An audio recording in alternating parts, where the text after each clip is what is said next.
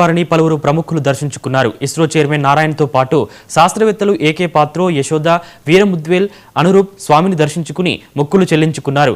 మాజీ మంత్రి కార్మూరి వెంకట నాగేశ్వరరావు, మాజీ ఎమ్మెల్యే పెద్దారెడ్డి, మాజీ ఎంపీ గోరంట్ల మాధవ్, నటుడు తనికెళ్ల భరణి దంపతులు, తెలంగాణ ఎమ్మెల్యే తలసాని శ్రీనివాస్ యాదవ్ తదితరులు స్వామివారిని నైవేద్య విరామ సమయంలో దర్శించుకుని మొక్కులు తీర్చుకున్నారు. వీరందరికీ ఆలయ అర్చకులు రంగనాయకుల మండపంలో వేదాశీర్వదనం అందించగా అధికారులు స్వామివారి తీర్థప్రసాదాలు, శేషవస్త్రాలు అందజేశారు.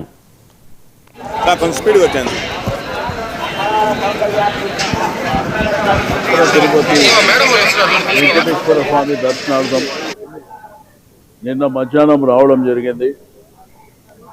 నిన్న శ్రీకాళహస్తి అభయ శ్రీ ప్రసన్న వెంకటేశ్వర స్వామి దేవాలయం, కళ్యాణ వెంకటేశ్వర స్వామి దేవాలయం, తొండమాను ప్రసన్న వెంకటేశ్వర స్వామి దేవాలయం ఈరోజు ఇప్పుడే స్వామివారిని దర్శించుకోవడం జరిగింది.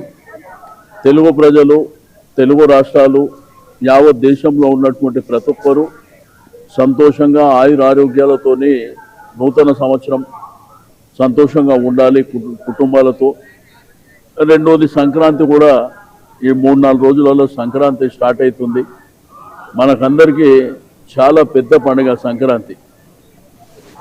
నీకు భోగి కానివ్వండి, సంక్రాంతి, కనుము చాలా మన తెలుగు వాళ్ళు బ్రహ్మాండంగా చేసుకున్నటువంటి పండుగ. తెలుగు రాష్ట్రాలే కాకుండా యావత్ ప్రపంచంలో ఉన్నటువంటి తెలుగు వాళ్ళందరూ ఎంతో సంతోషంగా చేసుకునేటువంటి మరి పండుగ. కొత్త సంవత్సరం రాగానే వచ్చే మొదటి పండుగనే సంక్రాంతి. మరి అందరూ కూడా సంతోషంగా ఉండాలని చెప్పి నేను ఆ భగవంతుని ప్రార్థిస్తూ, స్వామివారి దర్శనం కూడా చాలా బ్రహ్మాండంగా జరిగింది. ఇవి ఇప్పటివరకు